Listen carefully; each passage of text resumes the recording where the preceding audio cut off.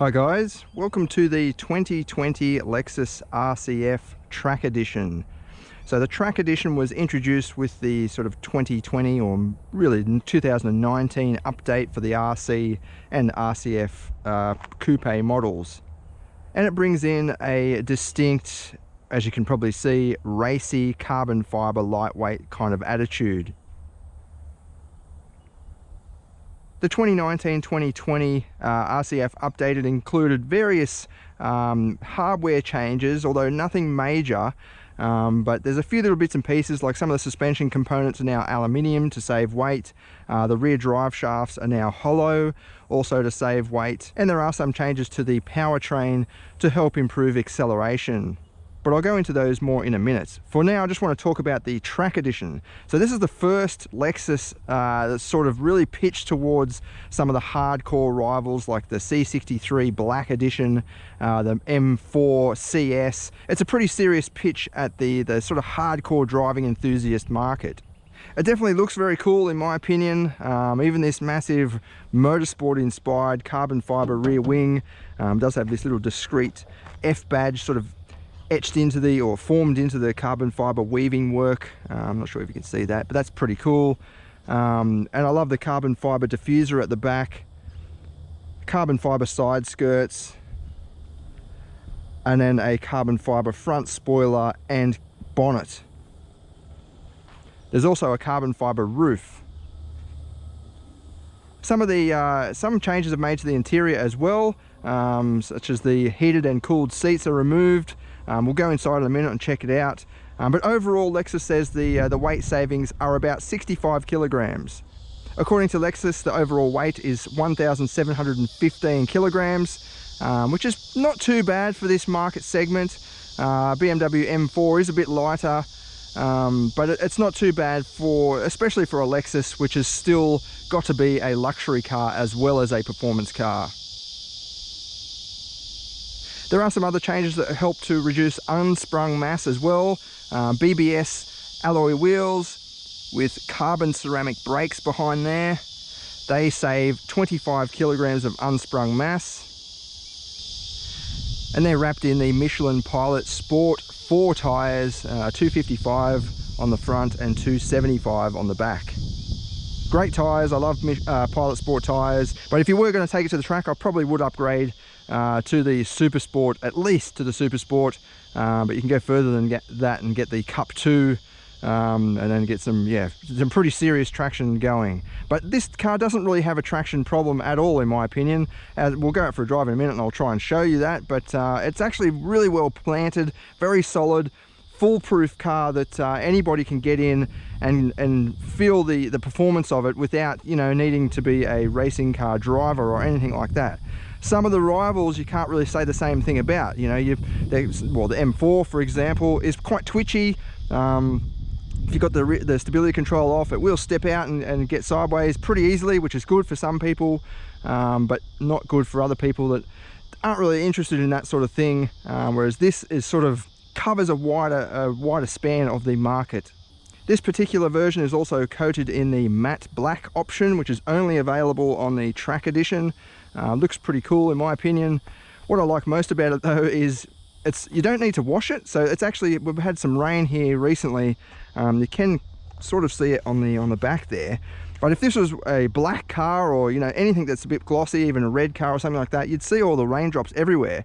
But just looking at it now, it looks quite clean. It doesn't look like it needs to be washed at all. But that's just this sort of matte effect. It kind of diffuses any imperfections. But at the same time, the RCF is quite angular, so you get these contour lines, body lines that go along the side there, and they're more pronounced because you can see this is sort of a dark grey and that's like a soft grey, and it just defines that line a bit more than it would if it was just a typical red colour or whatever, a blue or something like that. Quite an aggressive front end, obviously, with that massive spindle grille. It does go through as well, which is nice to see. A lot of grills coming out at the moment. They're blocked off for various reasons, but mainly aerodynamics. But it's good to see Lexus. This is actually a grille, so it actually does feed air through to the radiator. You can see the big beam going through the middle there. But yeah, all even down in the corner there, it all goes through, which is nice. And then it's got these big intakes in the lower section there. Little radiator I can see in the corner, and another one on the other side. It's ready to hit the track, in other words.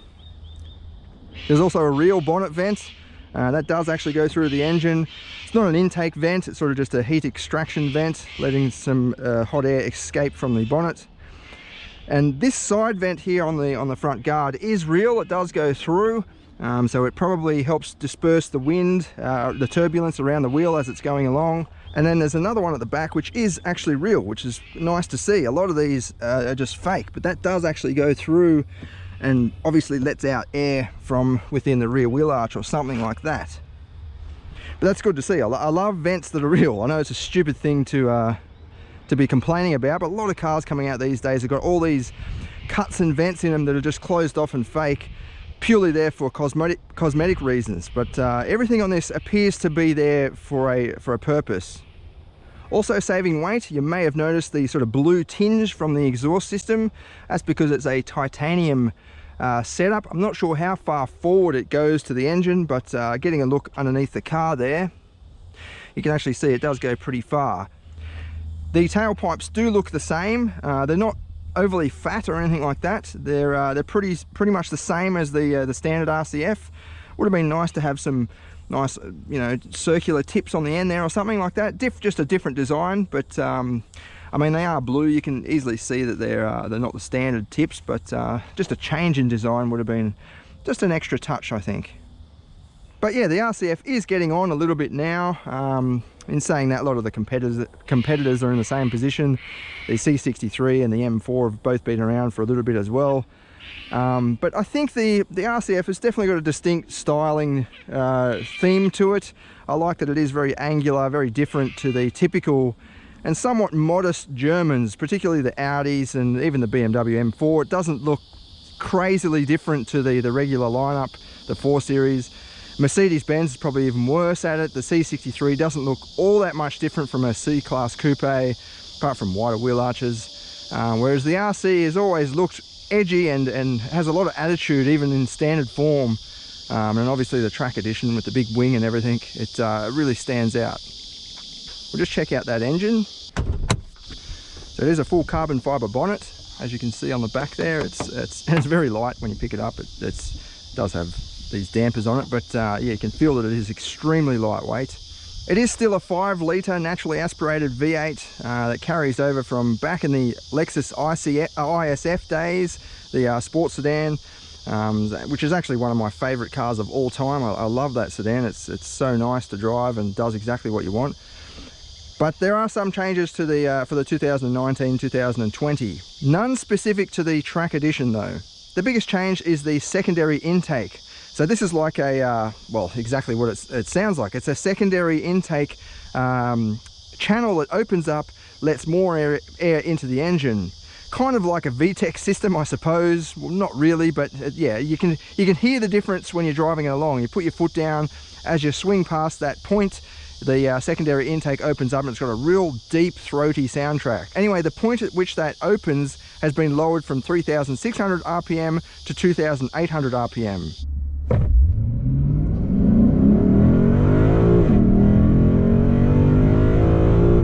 So obviously there's a bit more air going into the engine, lower in the revs, providing more power and torque, well, more available power and torque in lower revs. There's also solid mounts for the engine and steering rack, which helps make it feel a bit more direct and focused.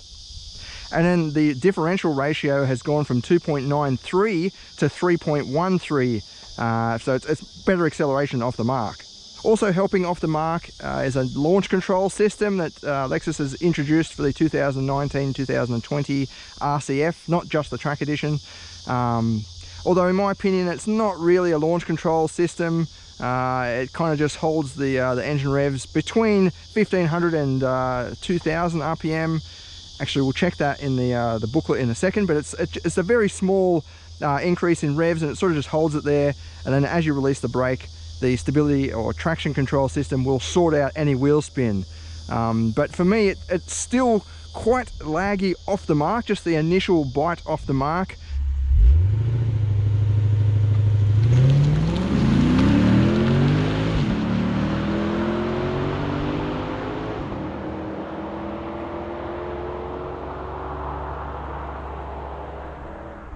And it doesn't really spin the wheel anyway,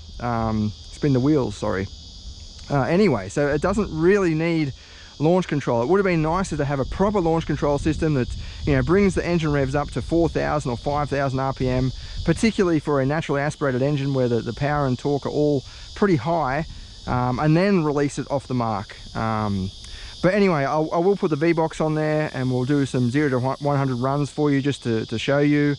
We've done multiple runs of the RCF over the years, particularly the 2020 model just recently. And lots of people said, you know, it should be doing 4.5 seconds. We agree, we think it should be doing 4.5 seconds as well. Lexus says this version does 4.3, and I think the standard RCF does 4.5 according to Lexus. But we just can't get that result. It doesn't mean that it's slow, it just doesn't seem to perform as well as Lexus says in the real world, in Australia anyway. I mean, we've got pretty hot conditions here. It is summer at the moment, but I've tested this already. I won't tell you the time, I'll save that for our normal 0 to 100 video. But yeah, it doesn't get to 4.3. I'll do another run for you, as I said, when we go for a drive in a minute, and we'll try and bring that time down a bit. But I don't know, for me it just doesn't get off the line. The first gear seems to whine out too long, and the launch control system doesn't really maximize that naturally aspirated engine. Even so, at around 5 seconds flat, it's not a slow car by any means. And if you're, you know, out in the country or out on a mountain road, 0 to 100 doesn't really mean all that much. Mid-gear acceleration, mid-range torque, and mid-range power even are a lot more important. And they can be, you know, more beneficial to your driving experience. You know, it's not just about 0 to 100. But anyway, let's check out the interior and then we'll go for a drive and see how it goes. I'll just put it over there in the shade so we can get out of the sun.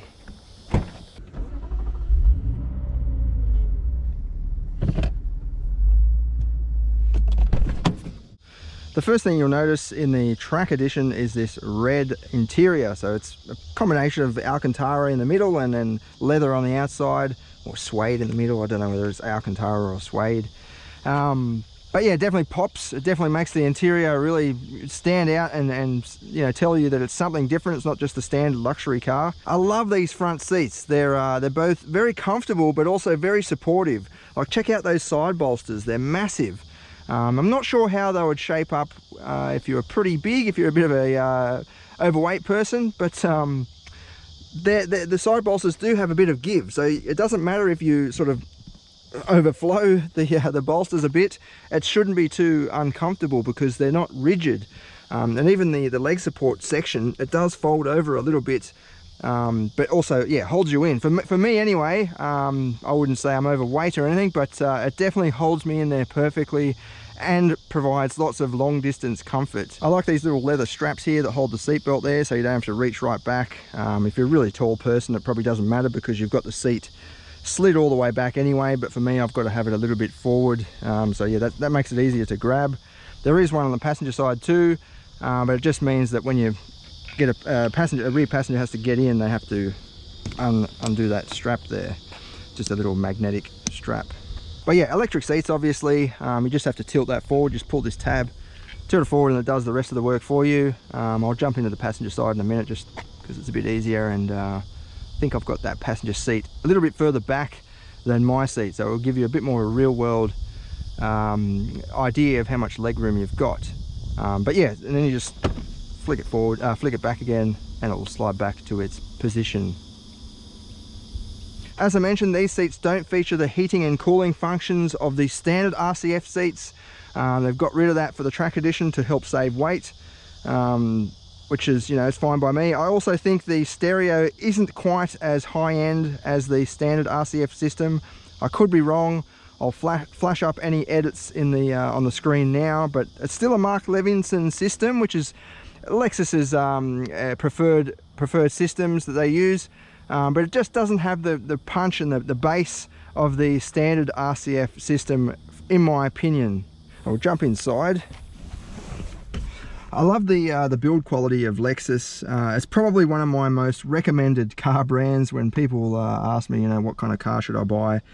For me as a journalist, I've got to be careful, because if I recommend a car then it breaks down, then it's all on me.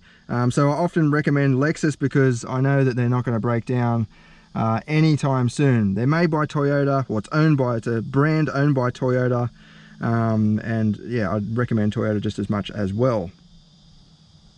Lots of people say, oh, it's just a dressed up Toyota. To me, that again, that's not a bad thing. You take a great product and then make it more luxurious, a bit more premium, while holding on to, or even enhancing the level of reliability.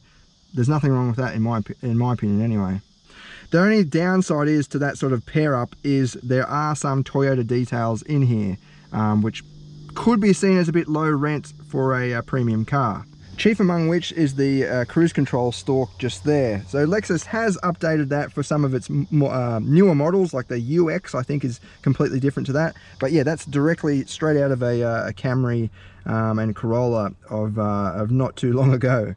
Some of the dash is also, it's got that, you know, elephant skin sort of textured plastic on the lower sections. The build quality is excellent, so it all feels very solid, doesn't feel tacky.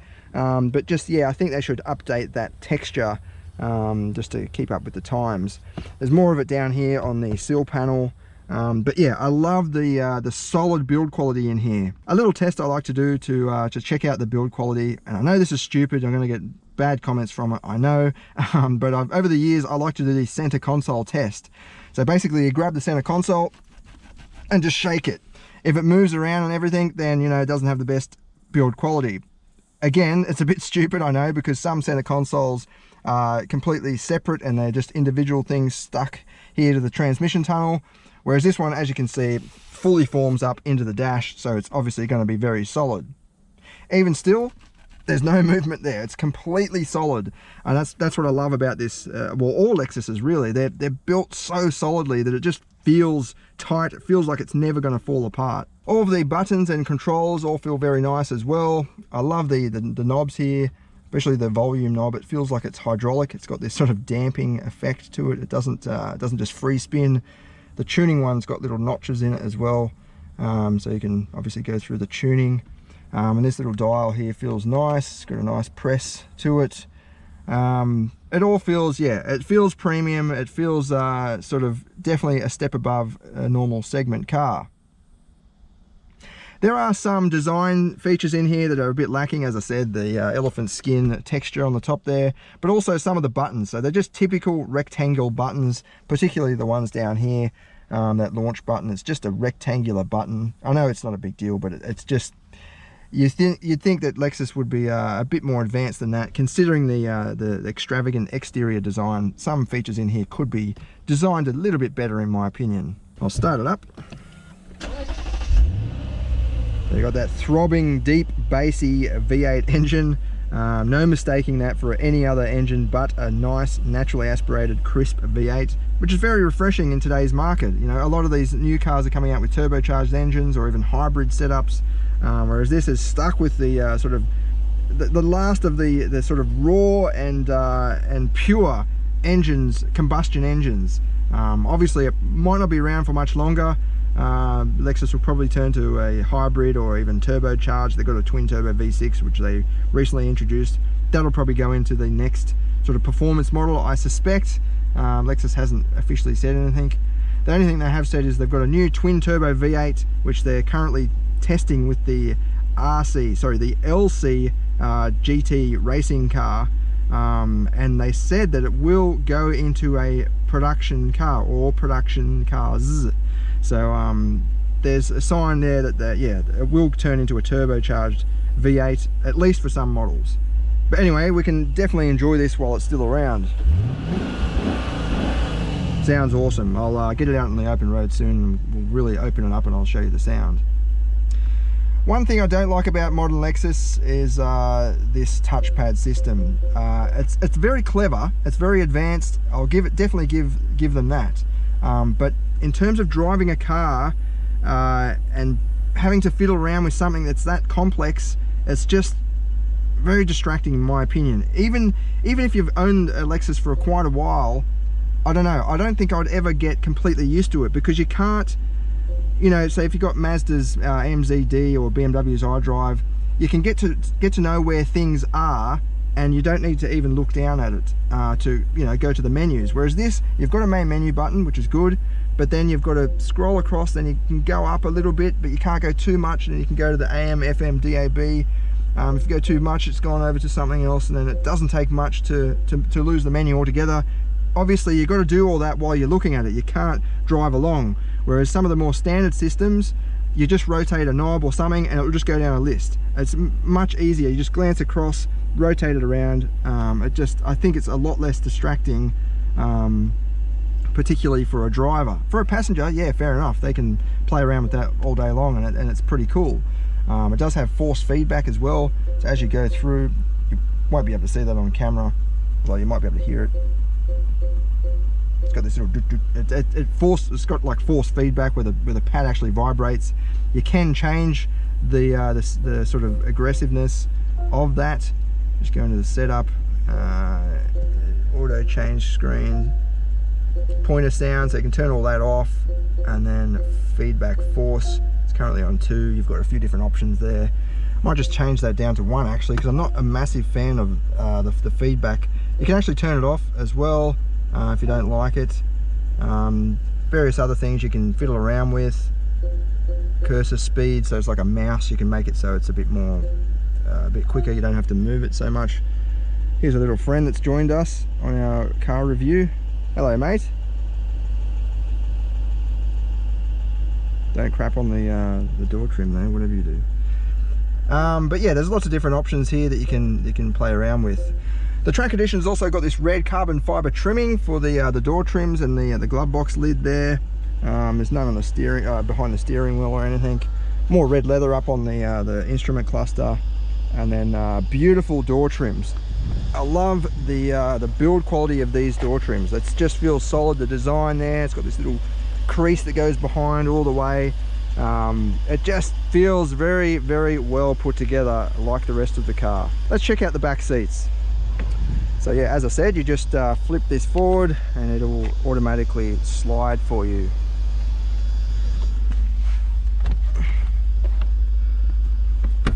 So I'm going to let that keep coming back, and it's just at my knees, so it's not too bad for a coupe. I could definitely sit in here for a decent drive and not be bothered.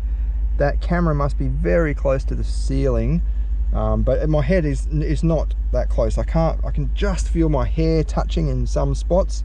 But yeah, overall this is definitely comfortable enough for a coupe. It's even got a little armrest here. There's obviously the speakers.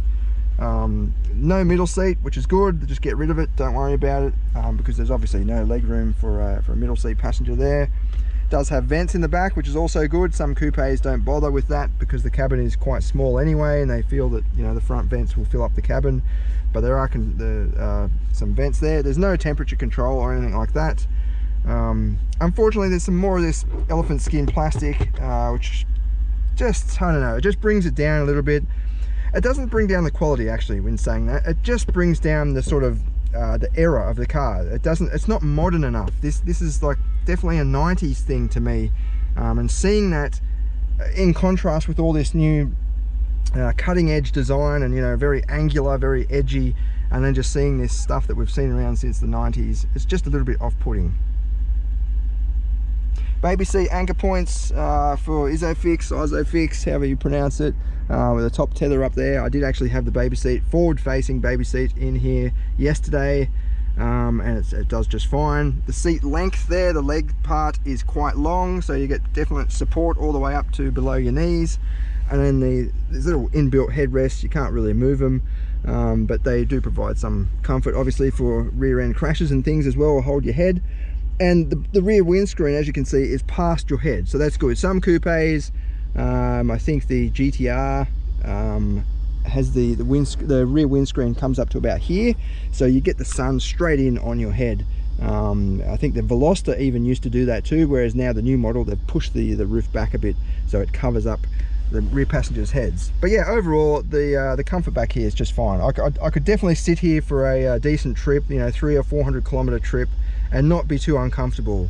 It's a pity there's no cup holders back here, or even a flip down armrest. That'll really enhance the drive. In saying that, I think maybe the standard RCF might have a flip down armrest. Maybe I'm just thinking of another car, but yeah, even just some cup holders in that plastic console there would be just add a bit more convenience for the rear seat passengers. We'll check out the boot and then we'll hit the road. So no electric operation for the boot lid, it's just a manual system. Lots of space there. There's enough for a golf bag and a couple of, you know, weekend bags or something like that. Tie down hooks as well. I'll flash up the exact capacity now for you. And then under here we've got some puncture repair kit equipment. All right, let's take this bad boy out for a drive and see how it goes. What are we dealing with here? Well, it's still the 2UR based 5-litre naturally aspirated V8, as I mentioned, which started life in the Lexus ISF. Since then it has been revised quite a bit. The compression ratio has gone down from gone up from 11.4 to 12.3. The red line is also lifted from 6,800 to 7,300 now, but it still produces the same 351 kilowatts as, you know, the GSF and the RCF have been for the last few years. There are some minor changes for the 2020 model. Lexus says the air compressor for the air conditioning is a bit smaller and a bit lighter to reduce weight over the front end, and also the intake manifold is revised. Apart from having that secondary intake now opening a bit earlier on, it's also a bit lighter, well 7% lighter, Lexus says. It's definitely an old school, raw, you know, naturally aspirated, high revving engine, and it has that characteristic as well. So you won't find much power and torque low down. I mean, it's still quite a, you know, a grunty engine. It's a 5-litre, so it's got a lot of capacity there, rotating mass to help you along. But compared with some of the modern engines that have a lot of torque very low down, this isn't like that. You need to rev this car to really appreciate or to really experience all that it has to offer, which is what we're going to do right now. So I'll put it into Sport Plus mode and into manual mode, pushing the gear lever across, and we can use the paddle shifters behind the steering wheel. There is a bit of traffic up here today, but we should be able to test out the engine and a bit of the handling as well.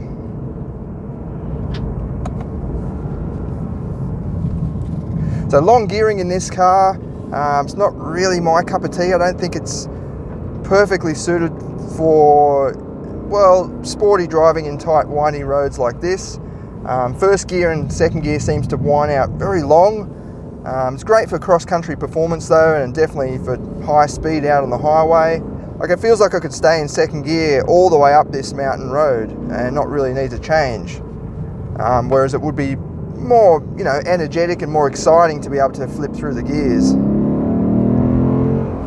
So you probably heard that secondary intake open up then. It's got this real deep, bellowy soundtrack when it opens up. Probably one of my favourite sounding V8 engines of the modern era.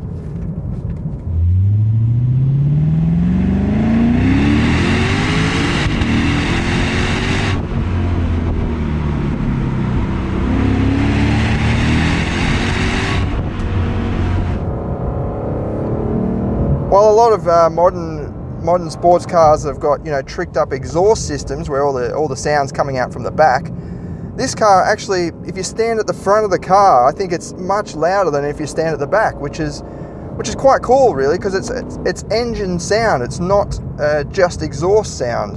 The exhaust is pretty loud. It's not really loud like some of the, you know, C63 AMG and things like that, or even Jaguar's V8 sports cars, but it's got a nice sound, I think, from the outside, whereas the inside is definitely the more exciting position to hear it. It's just this jackhammery metallic sound. It's really addictive. It makes you feel like, yeah, you're in a racing car or something like that. I'll just turn the stability control off. just so we can explore the limits of the car and not have to worry about the brakes automatically coming on. Even though it doesn't have the high tempo characteristics of some sports cars on the market at the moment, there's definitely lots of speed. So as you're pulling through those gears, the long gearing, you've still got the speed climbing really, really fast and really high. Each time you click that paddle at redline, you're building up lots and lots of speed. Great handling from this thing as well. It feels very solid on the road. The suspension is pretty firm in the Sport Plus mode, which is good. But it's not uncomfortably firm. But then again, if you put it in sport mode, you obviously want something that's pretty firm anyway. So it's in the normal mode that's actually very comfortable. So compared with the German rivals, the Lexus is definitely more comfortable in the normal mode. And then you can just flick it over into automatic and drive it just like a luxury Grand Touring Coupe. It is definitely a very focused sports car when you want it to be, but I think what it does best is overall versatility. So as I said, you can just put it back into normal mode, automatic, and it drives just like any other Lexus really. I mean, the suspension is firmer than those, but it's definitely comfortable and relaxing. That's probably the main thing. It's a very relaxing car to drive. Got that engine burbling away, giving you that sense of power. Yeah, it's really nice.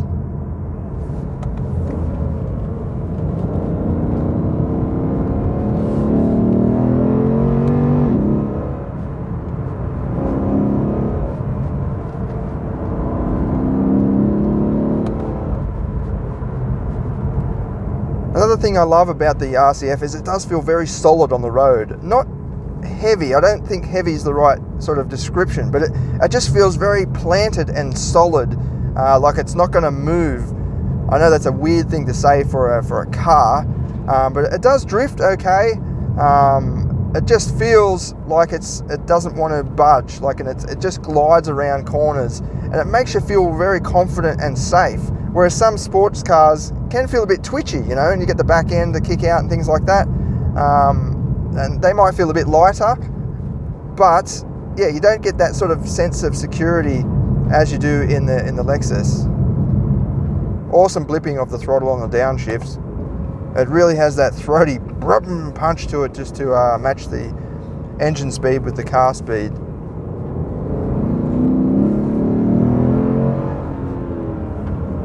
Yeah, so hard on the brakes there, no problem at all.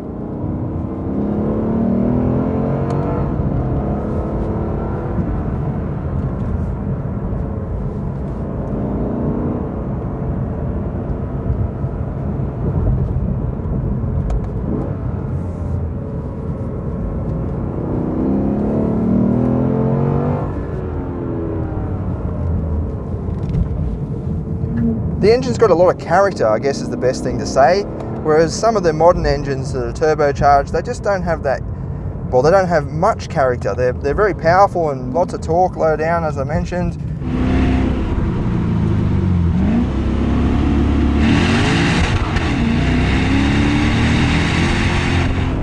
But just they lack personality. There's no, you know, you can clearly tell this is a high revving natural aspirated V8. It's just got that character about it.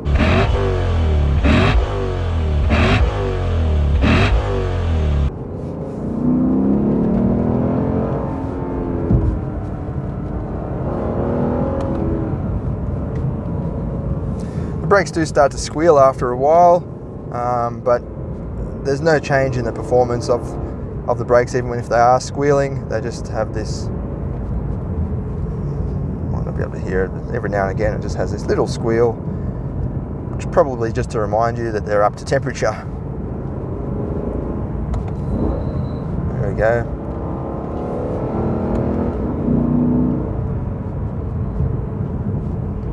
Once you get, you know, start applying a fair bit of pressure, the squeal goes away anyway.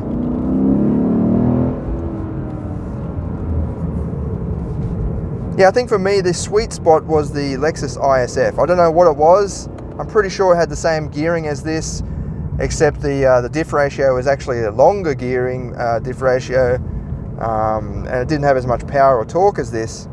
But for some reason that just, I don't know, hit that sweet spot where it was just, it didn't feel like it had the long legs like this does, but it just was really lots of fun to drive and very, very predictable handling too. You could drift it sideways and bring the steering back with no sort of tank slapping or anything like that.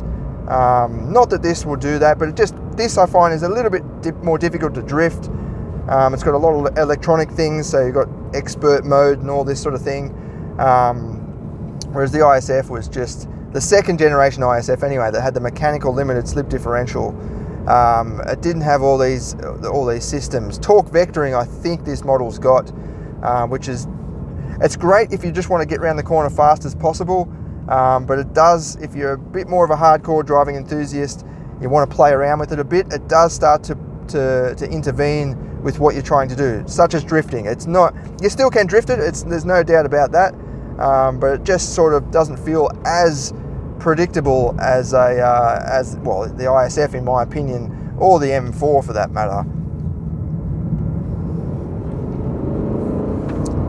I'm definitely glad that they still make this though. I love that it's got its own character compared with the German rivals, which are pretty similar.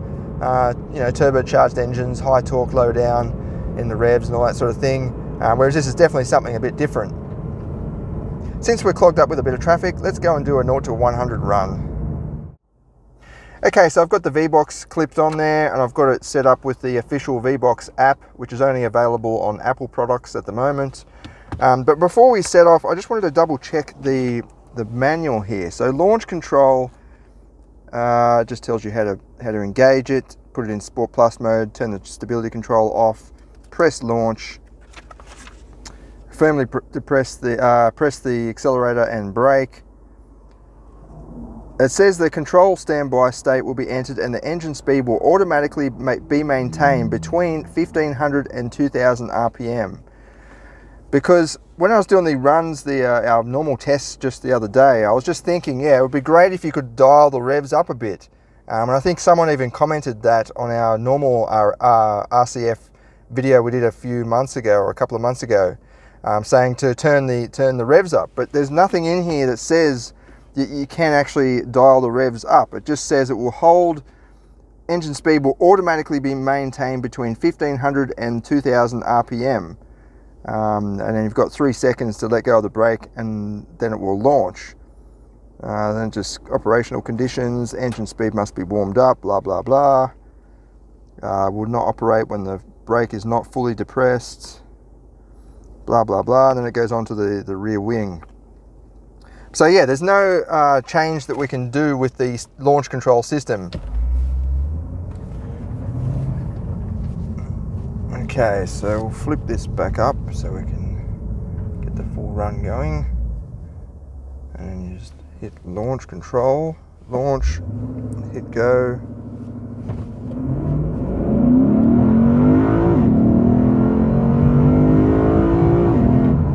It's 100. Okay, so that was 5.66 0 to 100. I know a lot of you out there thinking that this will do quicker than that, but I'm trying. I'm not doing anything different. There's actually got it's about a third of a tank of petrol, so it's a bit lighter anyway. I've got the aircon off this time. We'll try again. Okay, I'll do another run this time without the launch control. I'll just flatten the throttle. Actually got a tiny bit of a downhill here. Go.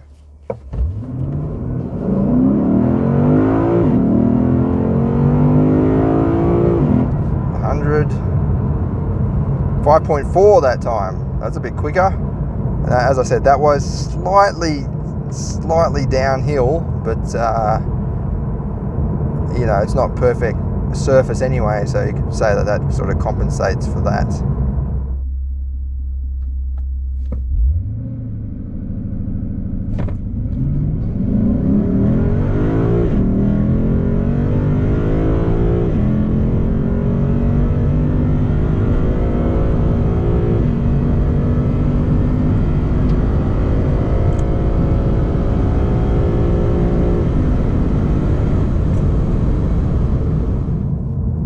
Even though it doesn't reach the official 0 to 100 claim of 4.3 seconds, it's still a very quick car, and it's definitely a performance car as well. There's no doubt about its performance status. I love the engine, the naturally aspirated V8. It's just got this beautiful metallic sound, and I love the Lexus build quality as well. As for the downsides for me, it's probably the gearing is just a little bit, I don't know, maybe in the new age world of these turbocharged engines where they've got a lot of low-end punch, low-end torque, this car or this powertrain just has very long legs, and it just seems lazy. It's not lazy, but it just seems that way.